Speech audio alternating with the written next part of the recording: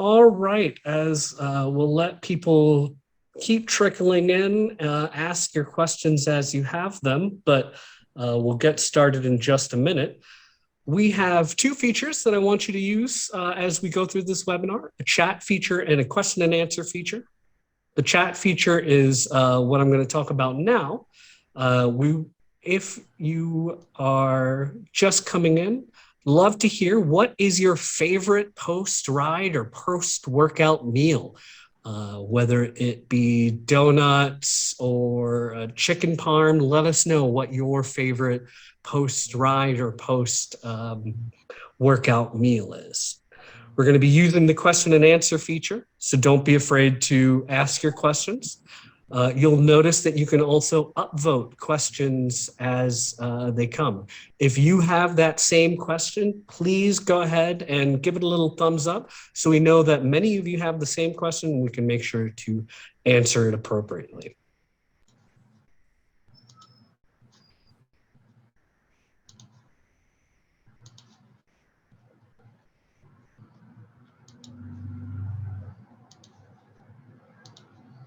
Got some good stuff already. Salmon, potatoes, hash, and a cold brewski. Definitely beers. It's always a popular one post-ride or run or workout. All right, well, we're going to get started. Welcome to STP 201, a webinar held by myself, Rishan Mohideen. Will Chin is with us, as well as Paul and Joss, who are helping us out with the logistics of this evening. We're all here to talk about the Kaiser Permanente, Seattle to Portland, presented by Alaska Airlines Bicycle Classic. That's coming up in July 16th. So as we start, I want to start us off with a land acknowledgement. This land acknowledgement encompasses the whole course of STP. We acknowledge the land we sit on and occupy today as the traditional home of the Duwamish, Tulalip, Muckleshoot, Suquamish, Coastal Salish, Nisqually, Steilacoom, Chehalis, Cowlitz, Grand Ronde, Siletz, and Multnomah tribal nations. Without them, we would not have access to this environment, and we take the opportunity to thank the original caretakers of this land who are still here. So what can you expect today? As I've been saying, please use the question and answer feature for questions. Thumbs up a question that you may have as well. And then use the chat feature to let us know what is your favorite post-ride or workout food. Feel free to use that for chiming in, for talking to your fellow riders here during this webinar. While we are doing question and answer at the end, your questions may be answered either by one of us typing to you or answering it live. So keep an eye out for that. And again, thumbs up questions that you may have so that we can make sure we cover it. So in STP 101, hopefully all of you have had a chance to watch the webinar we put on before. But in that, we covered what to expect on the course, what to expect as a ride itself, and then what resources are available to you as whether you're a new rider or a seasoned veteran. Today, we're going to go into more depth about gear and stuff, nutrition, training, and then as well as some great rides that you can do to get yourself ready for the STP. And like I said before, you may have questions that we answered in the STP 101. If you ask them today, we will most likely answer them kind of quickly because we are trying to cover a lot of ground, but we will point you towards the STP 101 video where it covers it more in depth. So we're going to get right into it. First thing we're going to talk today about is what should I pack? That's always a big question, a lot of anxiety around what to pack and how much should we pack, and it's a lot simpler than you think. First thing that you need to do is make sure that you pack clothes to wear for the day one midpoint. So in the evening, your sleeping clothes. Now you'll notice I did not mention day one riding clothes. because you don't need to pack that because you're already wearing it. If you are traveling from somewhere else, if you're staying in a hotel, obviously you may need to pack those separately. But in terms of the bag that goes on the baggage trucks, that will meet you at the midpoint, and then after the ride in Portland, for that, clothes to wear the evening of day one in your sleeping clothes. Clothes if you're planning on wearing a different outfit on day two, which generally is recommended. If you have specific dietary needs or medications, any nutrition that you want to use on the ride, you want to make sure to bring those. And then your toiletries. It's a pretty simple packing list. There's not a ton on here because most of the time you'll be spent on your bike, and a lot of the things that you may need on your bike are already provided for you. So other things that you will need for the actual midpoint, depending on where you are staying, these are all going to change, whether you're indoors or outdoors, whether you want more luxury accommodations or less so. So sleeping bag and mat. If you are outside, a tent and a ground cover. And this lights is kind of nice. You should have them on your bike if you're planning an early start as well, but also helps if you're camping. A towel is always wonderful because there are showers available at that midpoint, depending on where you are, but not all of them provide towels. So make sure that when you are signing up for your midpoint selection, that you take a note of that. But I always recommend bringing a little towel for yourself anyway to wipe off. And then there are the creature comforts, things that make things a lot more comfortable, like a little camp chair, anything that you might like that'll make your ride better. Now, keep in mind, you can see the bags that are here.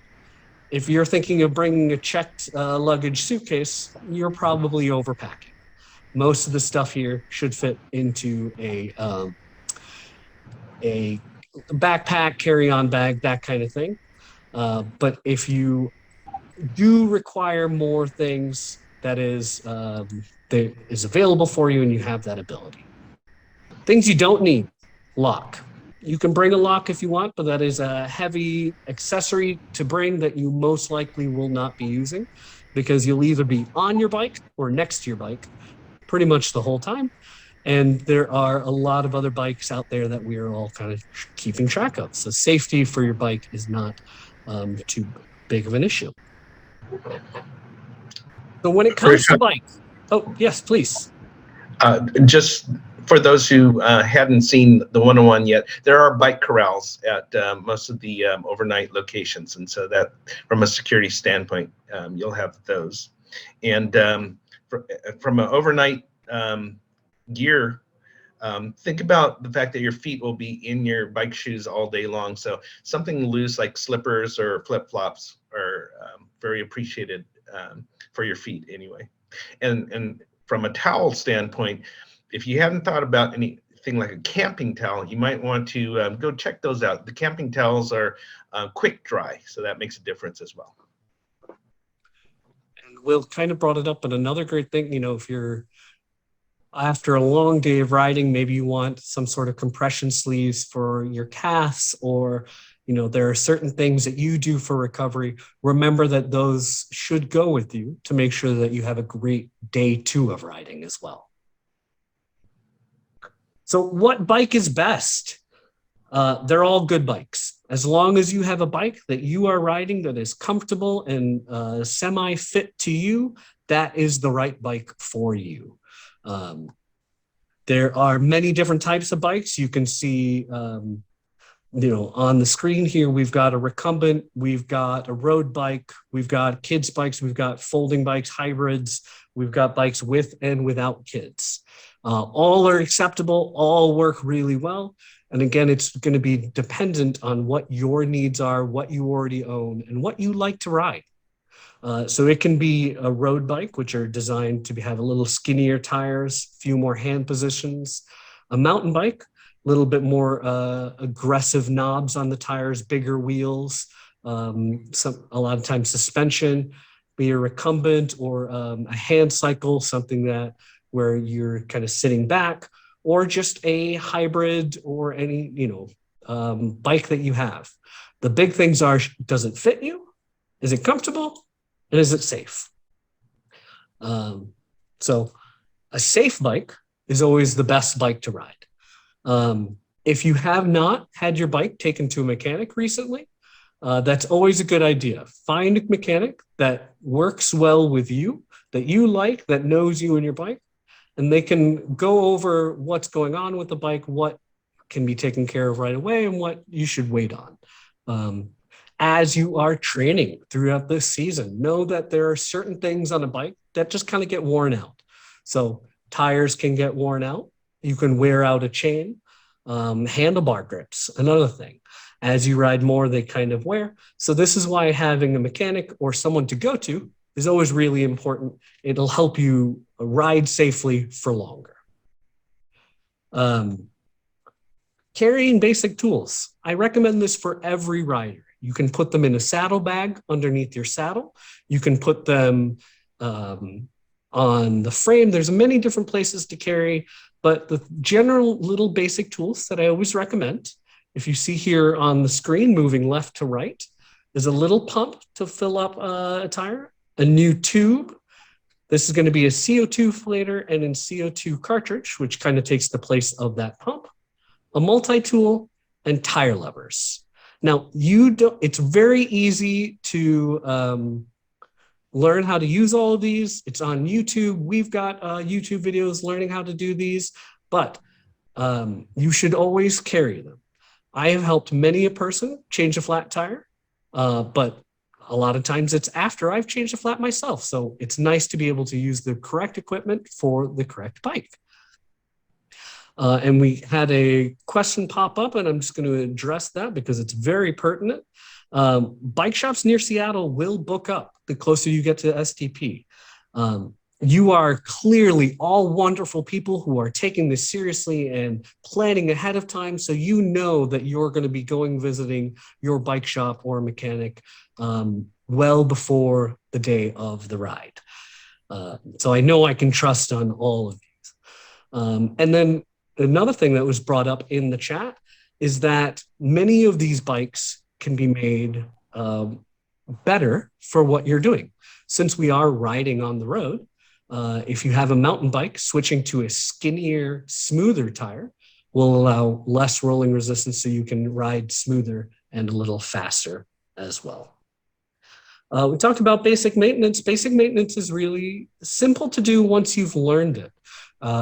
At Cascade here, we have adult education classes where we go over small parts of the bike as well as big parts so you can learn how to maintain it, keep it running smoothly, or just have an idea of what is going on necessarily without needing to do anything to it. So I mentioned safe bike and I mentioned a bike that should fit, but what does that mean? How should I fit to the bike? Now, a bike that fits you should be you should be able to comfortably reach the pedals and the handlebars while sitting on the saddle. You should have a slight bend in your knee when both feet are at its fully extended position on the pedals. The correct, and you'll see I use that in quotations because there is no correct, bend in the knee is supposed to be 15 degrees, but that's also assuming you have a perfect pedal stroke, which not even the professionals do. So don't even worry about the number, just recognize you should have a slight bend in your knee. Now you can do a lot of Googling and spend time online looking up bike fit and bike fit numbers and what do I need? So we talked about how I should fit to a bike, but what is a bike fit? Now, a bike sizing is when someone will adjust the saddle and make sure that the size of the bike is correct for you and the saddle is an appropriate height. We talked about having that slight bend in your knees. A bike fit is a different process. It involves usually spending more time with a professional fitter. They're going to take into account that everyone is different. Everyone's got a different body shape. Everyone's strength in their support muscles is different. Their flexibility is different.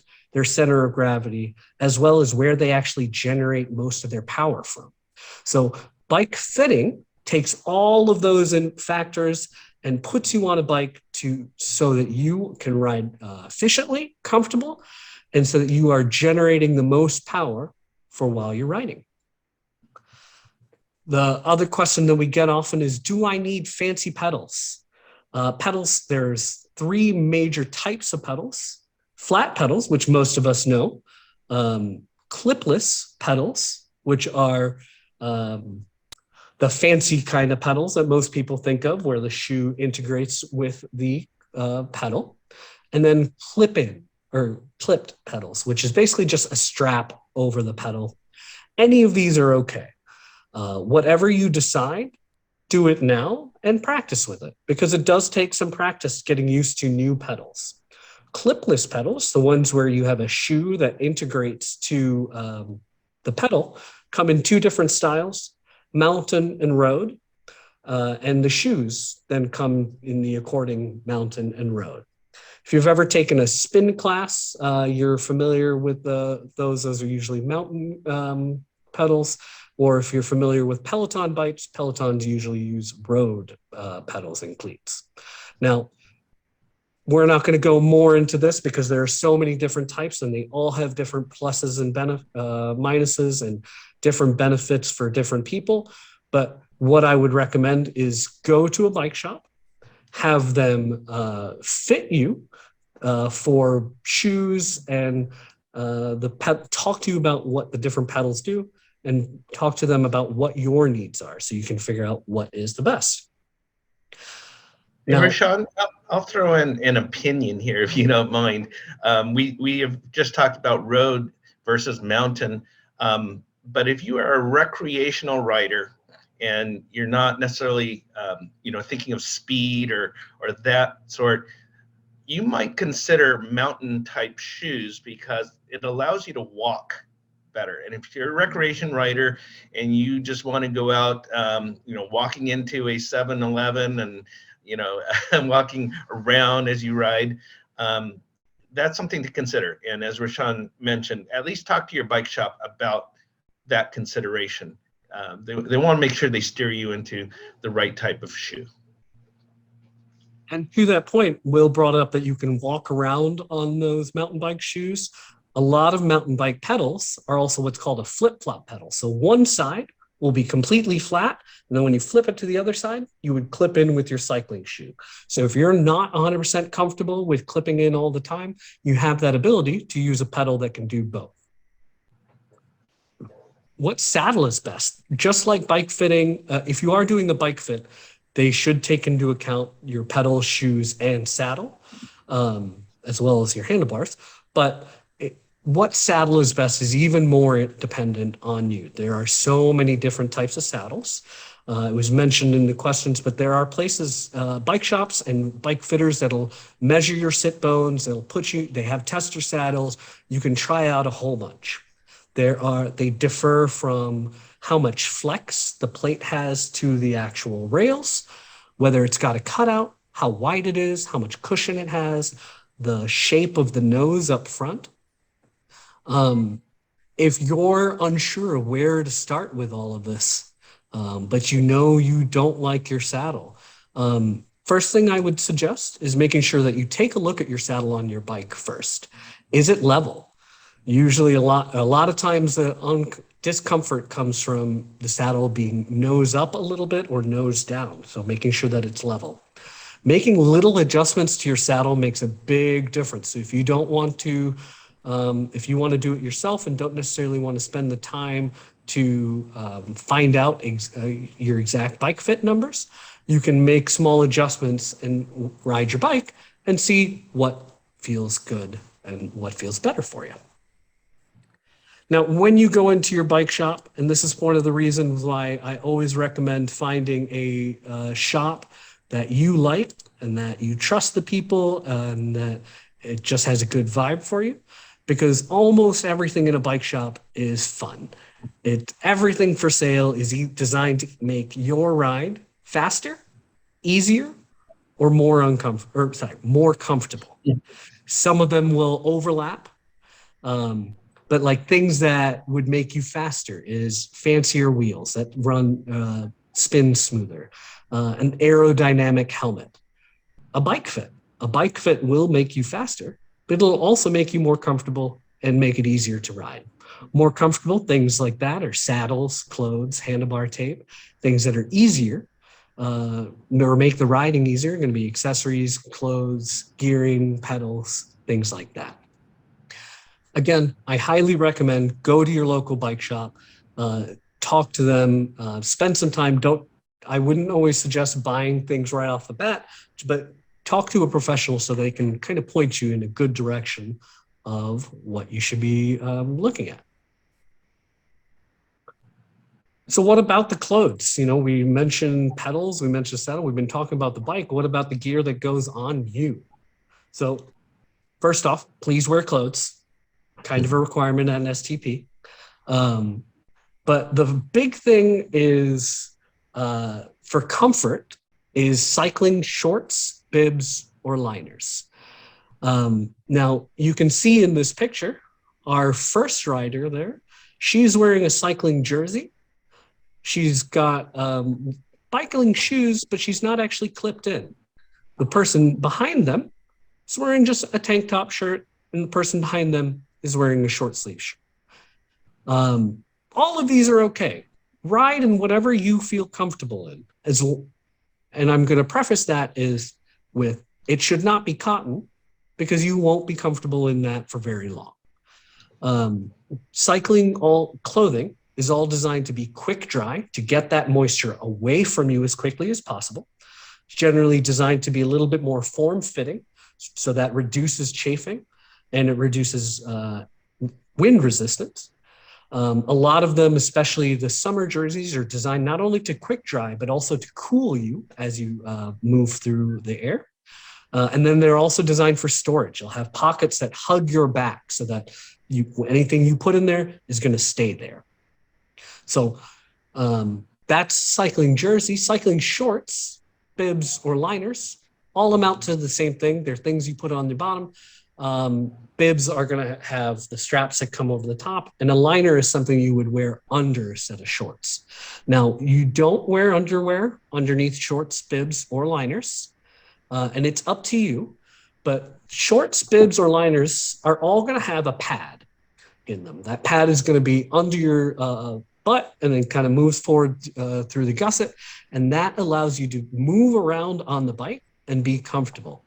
Rather than putting a giant pad on your saddle, which you're going to have to constantly move and will move on you, when you're wearing a cycling short, it is stuck to where the places need cushion. So if you move, you're still going to have cushion, and you're not going to have to necessarily find the perfect spot to sit because you'll just sit. So that's the advantages of cycling shorts, bibs, or liners. You do need to wear a helmet for the STP. It will keep you safe. And there are lots of different types of helmets out there. Again, talk to your bike shop. Some are designed to be a little more breathable. Some are designed for aerodynamics. Some are designed for style. Some are designed to have integrated lights. They're all going to be the same amount of safety as long as they're CPSC certified. There'll be a little sticker.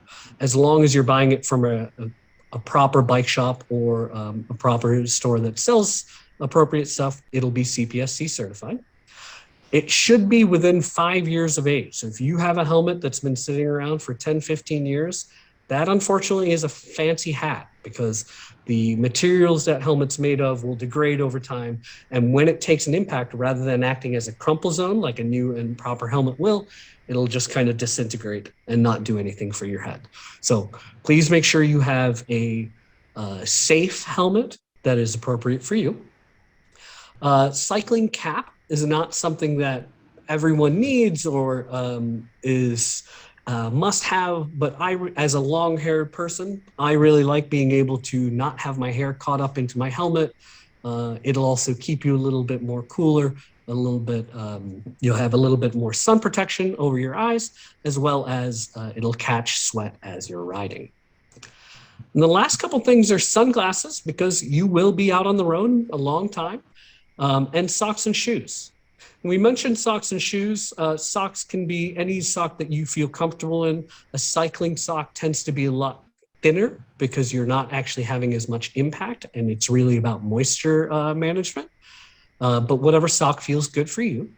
And then cycling shoes. If you decide to do a flat pedal and you're not really interested in doing clipless or clip pedals, a stiffer shoe is always going to be a little better because you'll have better power transfer. It'll be more comfortable in the long run. And that's where Will was talking about mountain bike shoes. In theory, if you had a flat pedal, you could wear a mountain bike shoe on that flat pedal and it would be totally appropriate and great for riding. So if you're looking to dip your toe, but you're not necessarily ready to go all the way in, a mountain bike shoe works really well. Any clothes that I missed, Will?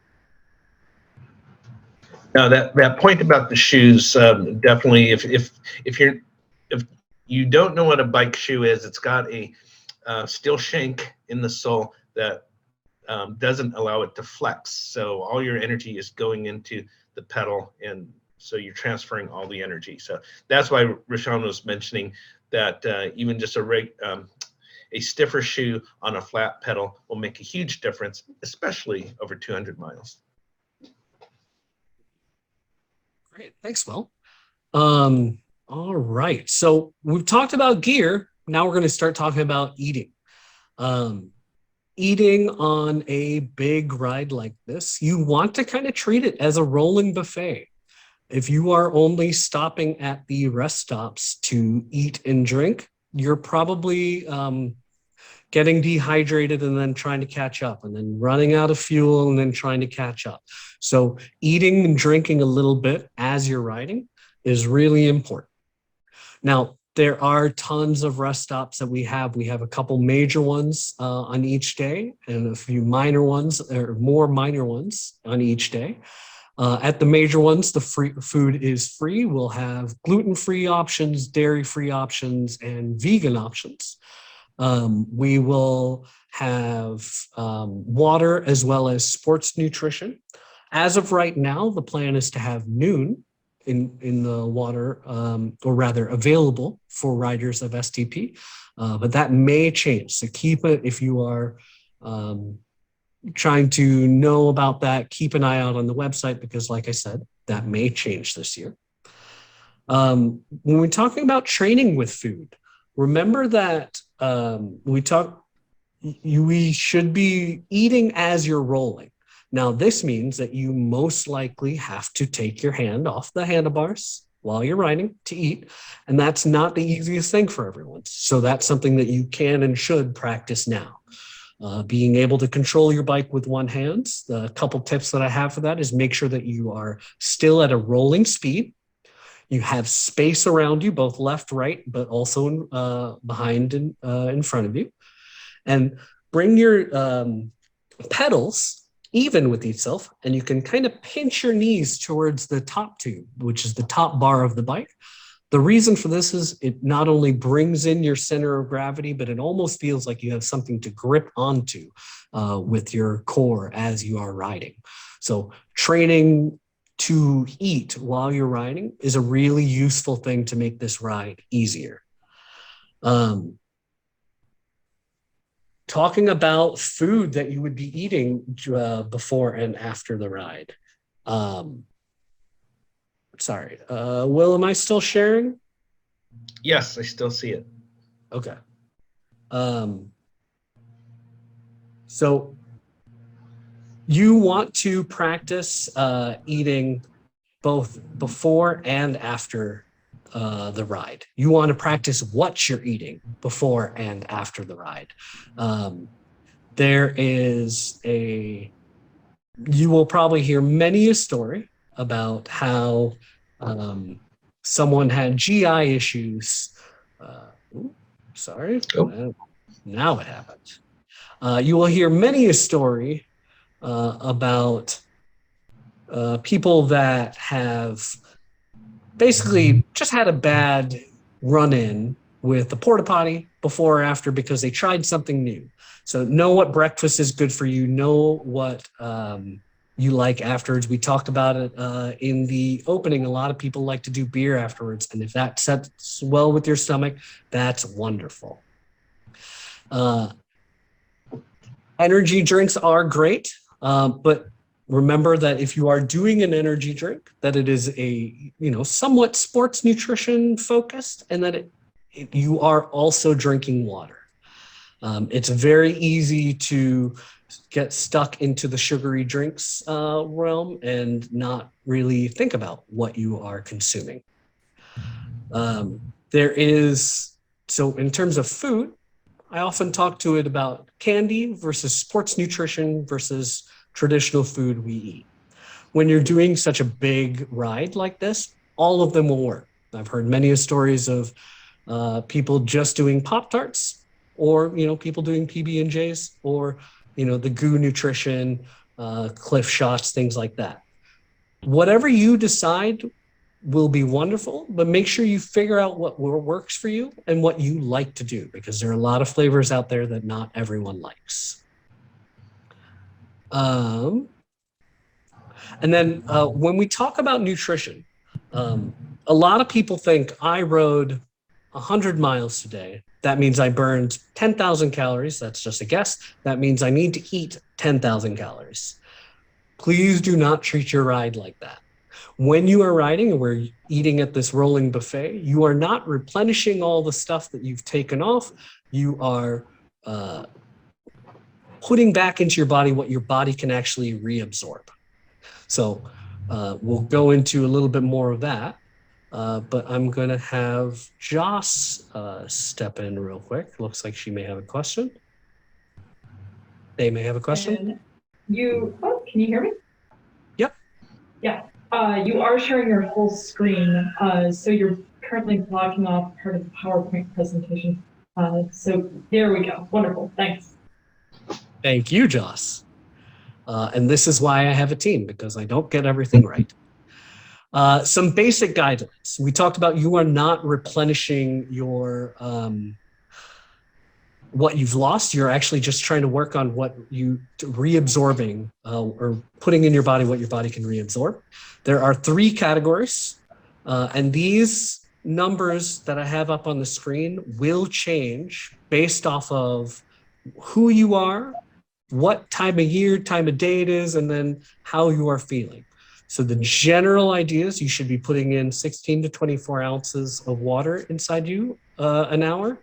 You need electrolytes. The amount is very suspect because it's such a big range, but you need to, electrolytes is not just salt.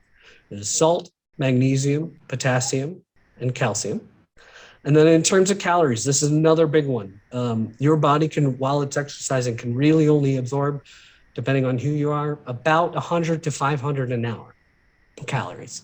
Now, when you are actually taking in calories, keep in mind that you're taking in calories usually through an energy drink as well as eating.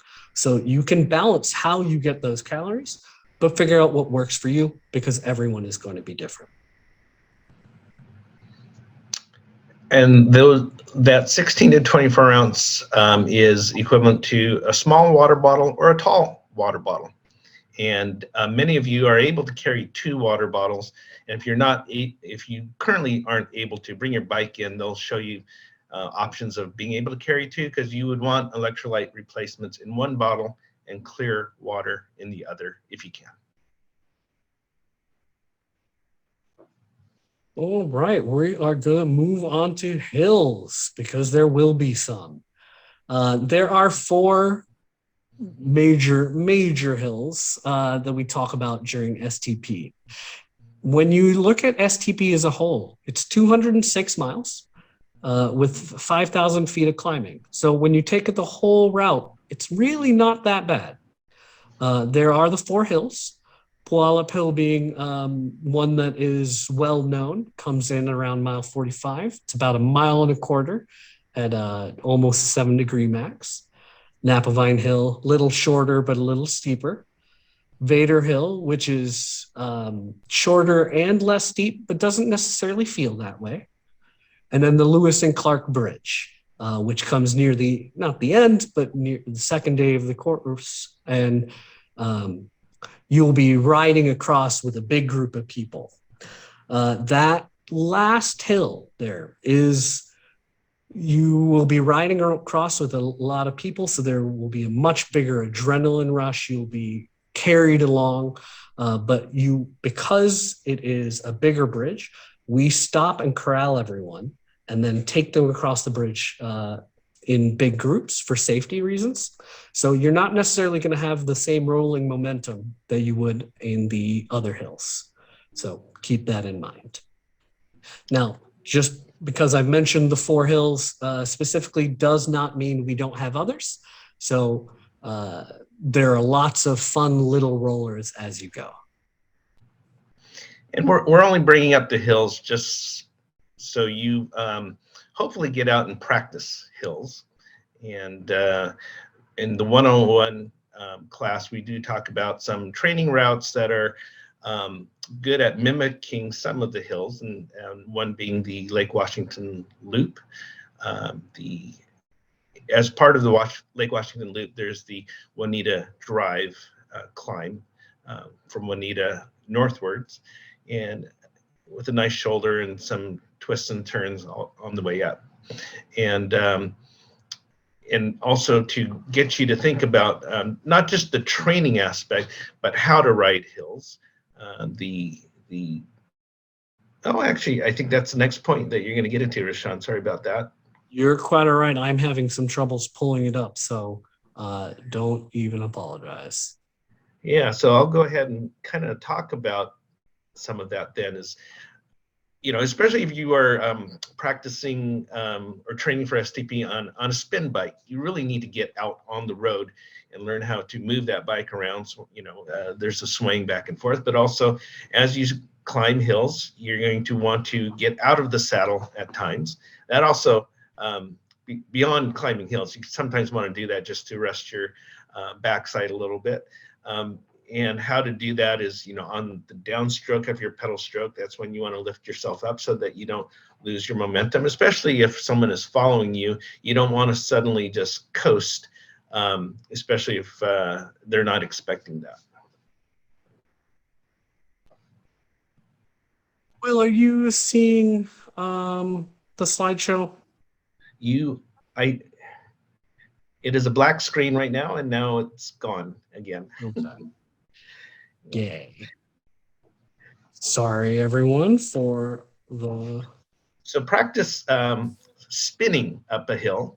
That's your best way to take, I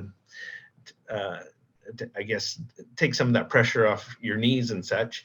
And if you have a bike computer, especially a bike computer that talks about cadence, you kind of want to keep that cadence that you ride with and take that up the hill as well, so that this is learning your gears and knowing how to use them. And of course, you're going to start getting winded a little bit. Your legs are going to start feeling it. And so you might end up starting to spin a little bit more at a higher cadence. And you're good now. You're good now, Rishan. You got it up. Thank you, Will. So Will was mentioning using your momentum down on the downhill so that you can carry yourself on the uphill. Don't stop pedaling. That is the number one thing that people do that kills their ability to ride up a hill, is stop pedaling on the downhill and wait till they are slowing down with their momentum. Pedal the whole time. Anticipate your shifts, and we'll mention that, but basically that means shift early, shift to a lower gear quicker because you know you're going to need it. So it'll be easier for you to shift and easier for you to ride. Spin up that hill. And by that, Will was mentioning getting your cadence up. So how fast your feet are moving. You're going to be pressing less hard, but you're going to be spinning your legs a little quicker. And that'll help you get up that hill. You'll notice that you stay a lot smoother as you do that than someone who is in a big heavy gear. Now, getting out of the saddle is really a great way to get you up that hill. But if you get out of your saddle, and by that we mean standing up on the bike, at the bottom of the hill, that's a long way to be climbing. So maybe because this is not a race, because this is a ride, knowing that you can get out of the saddle at the top, or if it's a shorter hill just to get up, those are all wonderful things. Now, make sure you also spin down the other side of the hill because you got free speed, but you also used a lot of energy in your legs to kind of get up. So spinning your legs back down the hill will also kind of help them open up and feel more comfortable. And the last thing is something that I kind of bring up because it happens. The idea that you have to get up each and every hill is not a thing here. We don't believe that. Don't be afraid. Don't be ashamed. Feel free to get off your bike anytime you want. That's okay. We allow it. We encourage it. Not every hill needs to be climbed at top speed. Anything you want to add to that, Will? I think we covered it. Thank you. Okay. And I'm hoping y'all can all see me even with this slightly darker room. So now we're going to go over, finally worked. Just had to ask it. We're going to go over hand signals. So how do I communicate with other riders? It's really important to use hand signals when we're in a big group because it's an easy way for everyone to stay safe, but it's also an easy way for everyone to just enjoy their ride and feel like they are like in a community. So hand signals are pretty simple.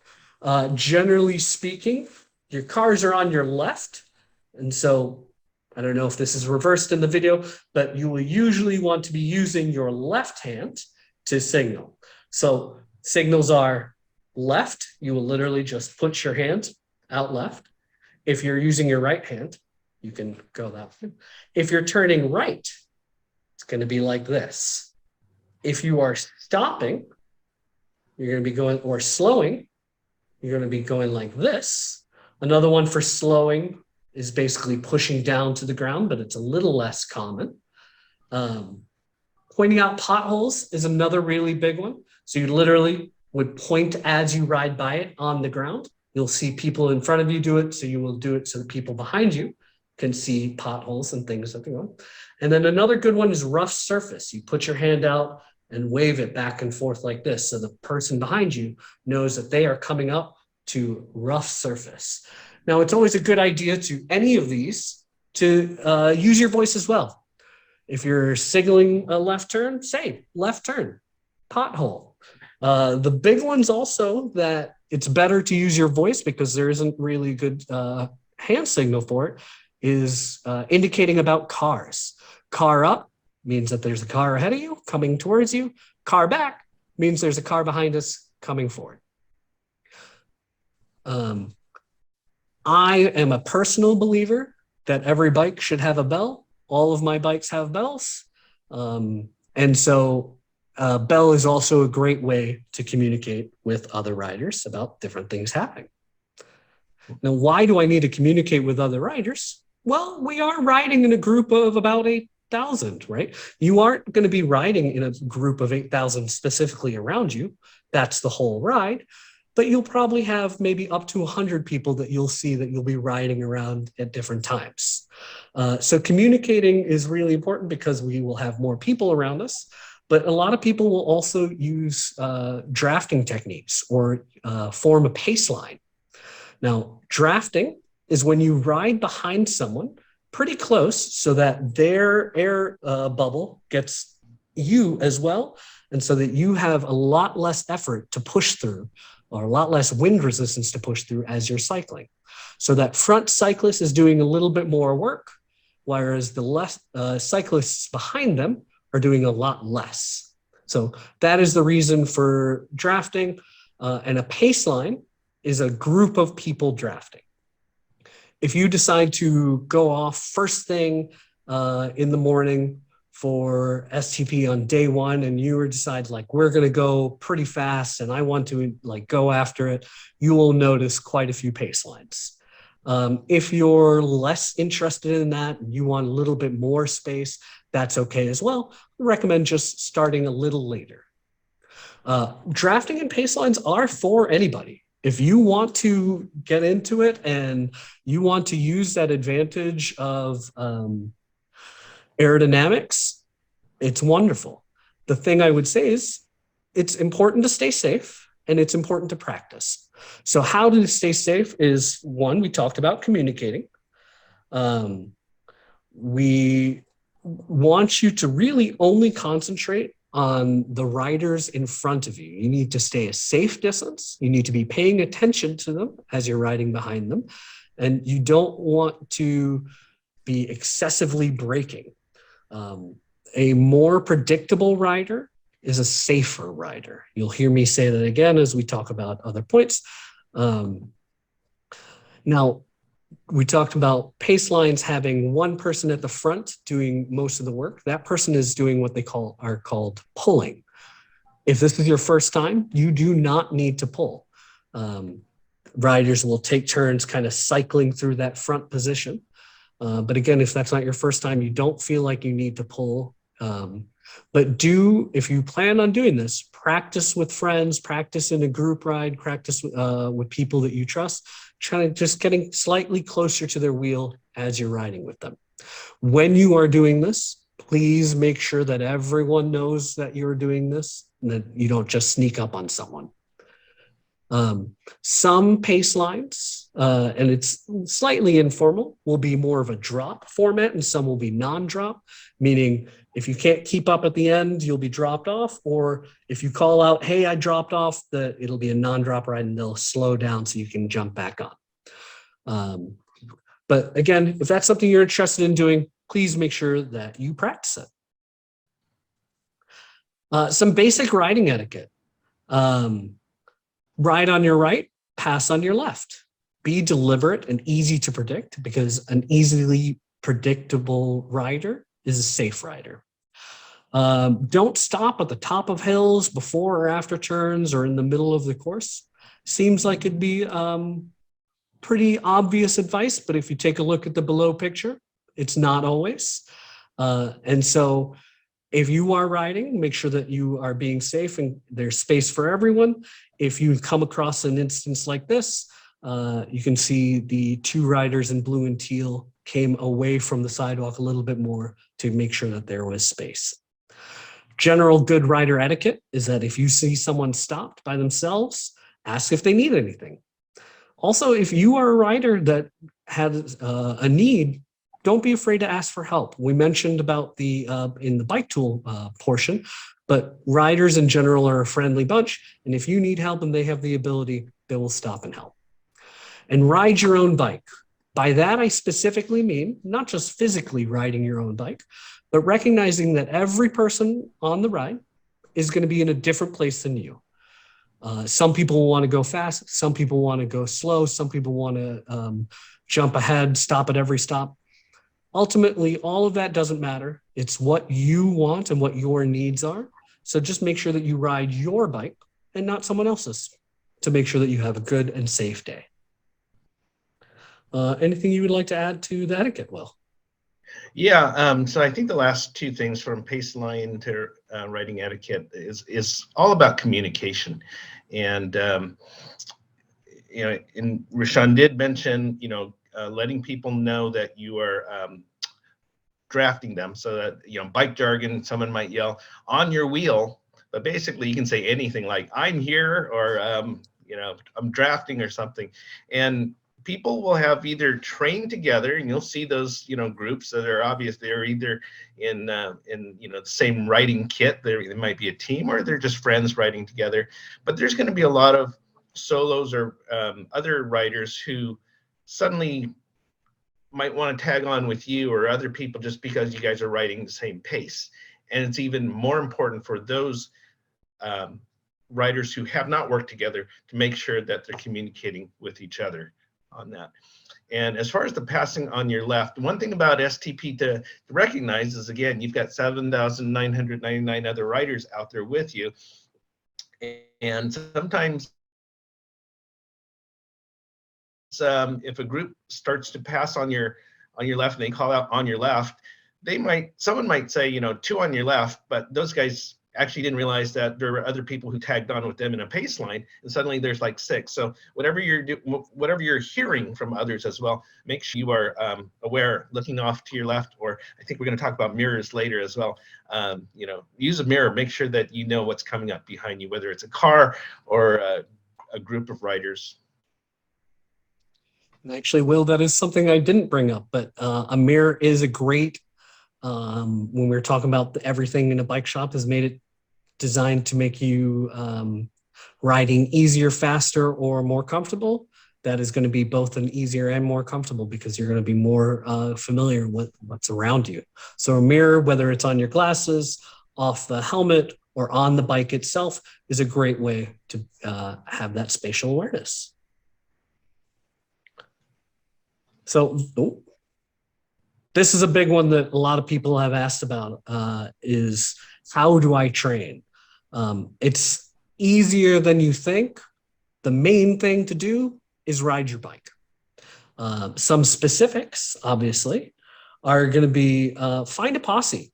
Whether you join one of our group rides, one of the groups, find a group of people near you or a cycling group. Other people are a wonderful way to not only have fun while riding, but to stay safe and to get stronger. Because riding together is always a good way to actually train to get stronger. So finding a posse really helps. And if you're looking for groups, there are tons based off of skill levels, where you want to ride, what type of bike, whether, and then if you want specific groups like a women's only group or you know, affinity group, there are a lot of great, wonderful cycling groups around Seattle area. So we also have a training chart. It should be being dropped in the chat, but it's also on our website under the training tab. But it is a great way to just keep track of how you're riding and allowing yourself to get ready for the actual ride. You'll notice if you look at the training chart, as of right now, it's set up that you ride 3 days a week, 2 of their big rides being back-to-back. That's a really big one because the Seattle to Portland ride is a back-to-back ride if you're doing 2 days. And so having your body ready and able to ride when it's a little tired after a day of already riding is really important and a great way to train. You want to build up your training. Don't necessarily just jump all the way in right off the bat. It's a slow build, and you'll see that if you look at the training chart. But don't be afraid of either setbacks or not being where exactly you want to be based off of the chart or just personal feelings. That chart is a guideline for everyone. So if you go a little lower, you would still be okay. If you go a little higher, that's also okay. But know that setbacks happen. It's an inevitable part of training. And if you look at the training charts, you'll see there are weeks that we drop you down in mileage for that very reason. We are not trying to have you burn out before you get to the beautiful STP ride. If you miss days, if you have a sickness, vacation, just whatever reason, don't make up the days. You don't need to like add on that mileage to this week that you missed last week. That is, again, an easy way for you to overtrain or burn out. And if you're feeling like uncomfortable, you're not exactly sure what exactly you need to do, even though you're looking at this training chart, professional coaches are wonderful. There's tons of spin classes and just bike classes out there. A lot of the bike shops will have coaches actually as part of their staff, and they can help you write more specific training plans or work with you with your needs to get you to the day of the ride. The most important thing is to ride your bike, be safe, and have fun. If you do those 3 things, you'll be ready come day of. Yeah, tagging along with that equates to some people who only have time to consider versus mileage. So you're seeing these charts that have miles on them, but if your availability is like an hour a night or half a day on a weekend, make the most out of that, whatever the mileage is. And there was a question in the Q&A about, spin bike or Peloton versus outside bike. Again, I think spin bikes and Pelotons are about strength building or stamina building. Again, whatever time you have available for that, probably good the fact that you're able to do it during some of the darker or wetter days, and then you are able to get out on an outside bike. So no specific answer as far as a training chart for a spin bike, but again, consider time as a consideration as well for your training. And Will was saying Pelotons and spin bikes are bikes, right? They're wonderful ways to train and build strength, but they're not as dynamic as actually riding outside. So there are certain muscle groups, such as parts of your core, that you're not going to be working out as much if you only ride inside. While you can simulate the strength of riding up hills, you can't necessarily simulate the dynamics of riding up hills. So if you are riding indoors, wonderful. That's a great way to train. Make sure you get outside as well. So what about the midpoint? What are my needs? Where should I stay? How do I choose a campsite? Lots of different things to take into account based off of what your pace is, what you're looking for your ride to be like, what your needs are. Yeah. Will, do you want to speak more on that? Yeah, and I think if you haven't listened to the STP 101, get into that, because we do talk about that a little bit more. But I think some of the things to consider, again, Rishan talked about it earlier. Do you want to be indoors? And so if that being the case, the colleges will have some indoor opportunities, and some of the churches and the schools along the route. And all that information is on the Cascade website under lodging, the STP information under lodging. If you are looking to get some of the hills out of the way on day one, and if your training allows you to go further, you might want to consider getting to Napavine or even further south. You get some of the hills out of the way. We talked about the hills earlier. There's the Napavine grade. You get that out of the way earlier. If you go down to Castle Rock School, for example, high school, you're getting 2/3 of the ride out of the way on day one, which makes your second day a lot easier. So those are things to consider while you're training over the next couple months. If you want to put off as far as identifying what your midpoint location will be, you can decide how strong you think you will be for day one to get further out. Also, if you don't have a bike computer, get one so that you can consider, or so that you can identify what your pace is while you're training. And we don't talk about slow riders versus fast riders, but if you are, if you find your pace being 10 or 12 miles per hour, you might want to consider leaving earlier in the start line window if you want to get further down the road itself. If you want to, if your pace is a little bit faster, and you just want to get further down the road, down to Castle Rock or further, that gives you an idea of what time you can leave the start line, and when you'll be hitting some of the food stops along the way. If you haven't been paying attention to the chat, highly recommend it. There's links that we've been dropping with the training charts, lodging, transportation to and from the ride, as well as Josh just let us know about the pro tip. If you join the STP Facebook group, there's regular post updates about each location, lodging information, and we've even got some new hosts this year that if you have done the ride in previous years, you may not be familiar with. So check out the STP Facebook group. It's a great place to start and get some more information on that. Yeah. And to answer two of those questions that are specifically on the screen, how do I choose my campsite? I'll mention that the Centralia College, which is the official 100-mile Midpoint there tends to be more of a party atmosphere. You can find a piece of lawn that you're not around everyone, so that's not necessarily a problem. But it does have the the beer garden, the band, and things like that if you want to be part of that. But otherwise, if you want to get further on and a little bit more quiet, the Chehalis City Park is not too much further down the road. And again, we talked about if you want to get further, then you are getting into more of the high schools and the indoor churches.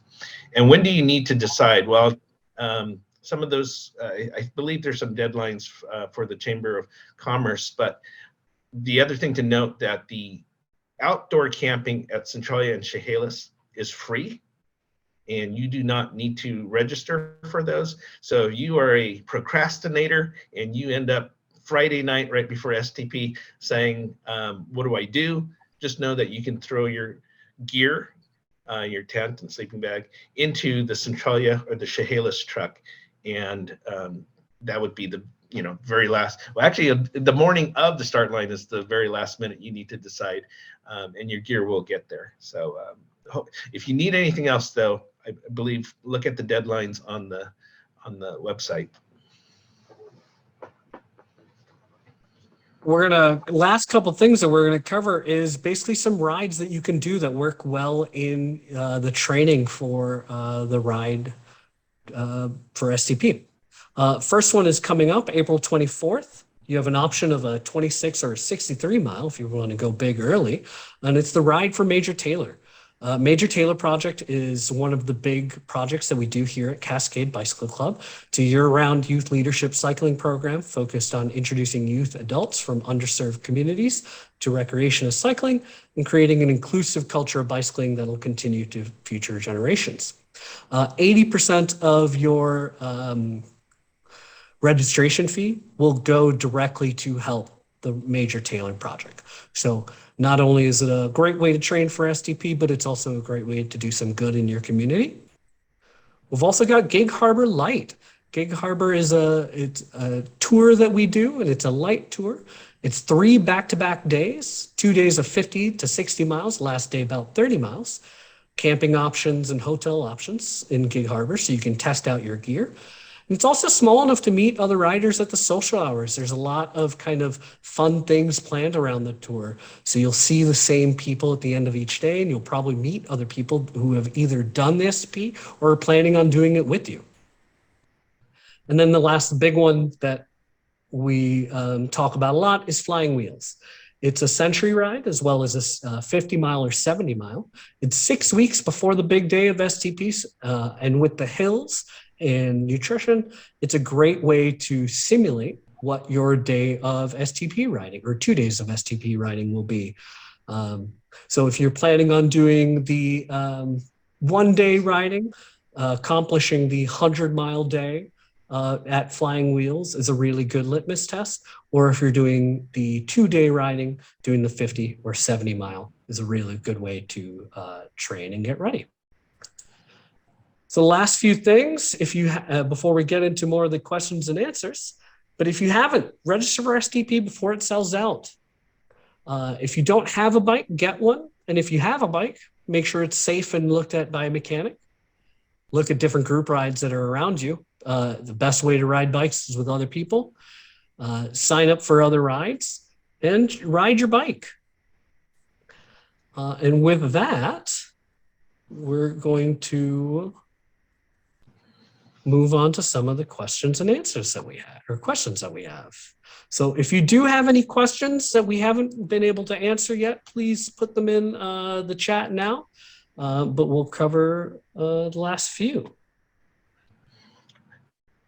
There's been some great conversation going on in the chat already, so I wanted to touch on a couple of those. Someone had gave a thumbs up to hydration packs, or Camelback if you want a brand name. If you don't know what that is, it's got the little tube that comes around to the front and you just kind of sip on it as you go. If that's something that you want to consider or try out, make sure you get one early on in the training process and practice with it to make sure it works for you, because basically you're wearing a backpack at that point, and some people don't necessarily like to ride with something on their back. Another conversation was going on about gloves, because we had talked about seats and saddles and all that. Definitely gloves can help. I think it's the same consideration as padding your saddle or padding your clothing. And there's some opinion of, there are people who really like to tape up their handlebars and have thinner gloves. So again, this is something that you want to consider, what works for you. Highly padded gloves, I have heard from some people, actually can be uncomfortable. And if you are wearing a glove that has a lot of padding in the fingers, as you wrap around, up there trying to get on the screen, as you wrap around the bars, it actually might pinch some of the nerves. And so that's a consideration. And if you start having numb hands and you're wearing gloves already, maybe the gloves are not the right gloves that you're wearing. And so again, these are things you want to try out early in your training, try out different ones, and something's going to work for you. I'm going to say one thing about gloves before answering the other question is a lot of people use gloves because they're having numb fingers. And a lot of times that is because they're directly placing their hand on the handlebars right there. They're either cocking their wrist or that's where they're putting all their pressure. Right here is two nerves that run up into your hand, into your fingers. And by putting pressure here, you're basically making these fingertips go numb first and then the rest of them. So gloves will often have two big pads here, so that mitigates that. But you can also mitigate that by changing your hand position.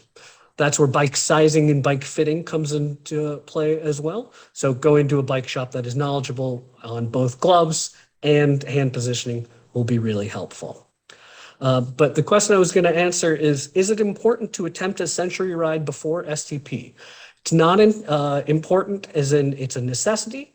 It is a very good mental comfort, and it is a very good training ride. So you don't have to do it, but knowing you can cover 100 miles in one day just mentally makes you feel a lot better. And it also allows you to ride longer because you are physically riding longer. And then Joss answered the question about how far water stations are. They're about every 10 to 15 miles, but we do recommend making sure that you bring at least 2 water bottles. I recommend that always, partially because I like to ride with water and a sports nutrition, so having the ability to go between both is always a good idea. Will, I'm going to actually have you answer this one because I feel like having done it so many times, about how much cash should we carry for just in case situations?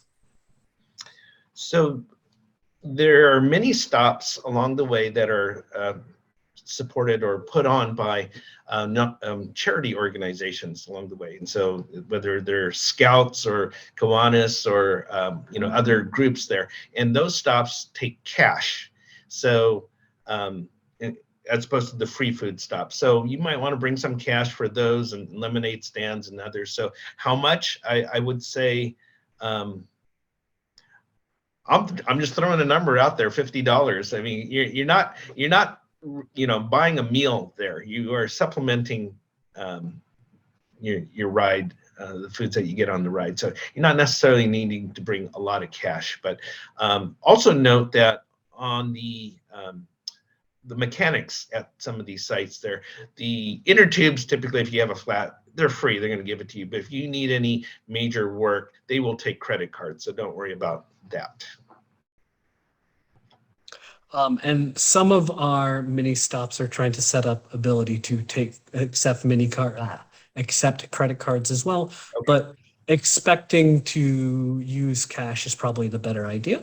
Also know that this is a big course. So if you're somewhere where you want to stop at a gas station, you're more than welcome.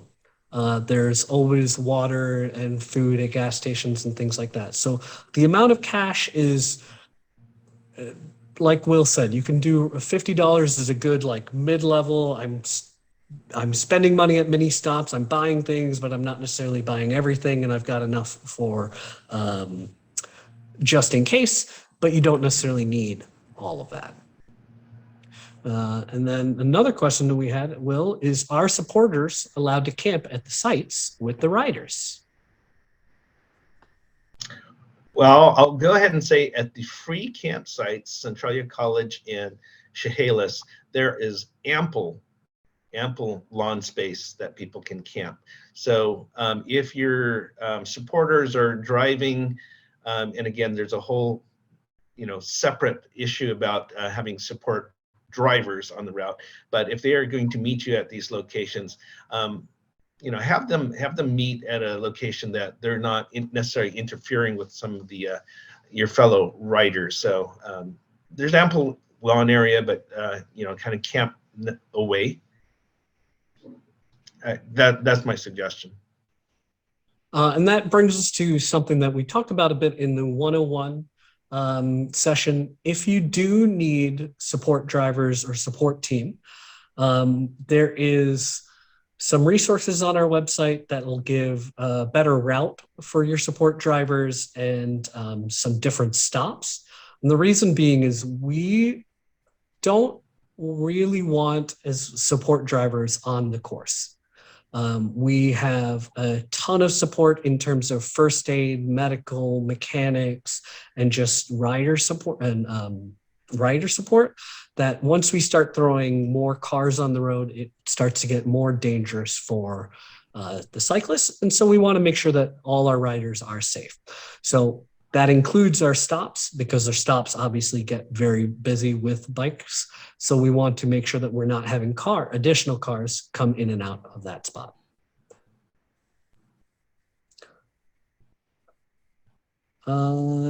If you have any other questions, please drop them in the chat. I do see one about recharging phones or access to plugs in the Midpoint camping, and I'm not sure if that relates to e-bikes, but as far as charging phones, obviously if you are at a church or a school, there'll be plugs that you can use. If you're talking about the free outdoor camping at Centralia College and Chehalis City Park, there are buildings like the park building itself that has an outlet, but everyone else is going to be wanting that same outlet. So best thing you can do, we talked about what to carry in your overnight bag. If you've got some little portable batteries that you can bring along to recharge your phone, that might be the best way to go about it. But yeah, so the answer is yes, and you just need to be looking for them and getting perhaps in queue for some of those plugs.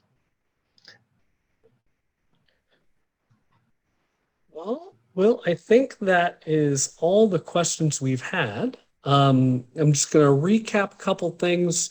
Check out that training chart. It's a great way to, again, kind of start your process, gauge how you're doing as we get along in the season. Make sure that you sign up for other rides, other groups that you can ride with.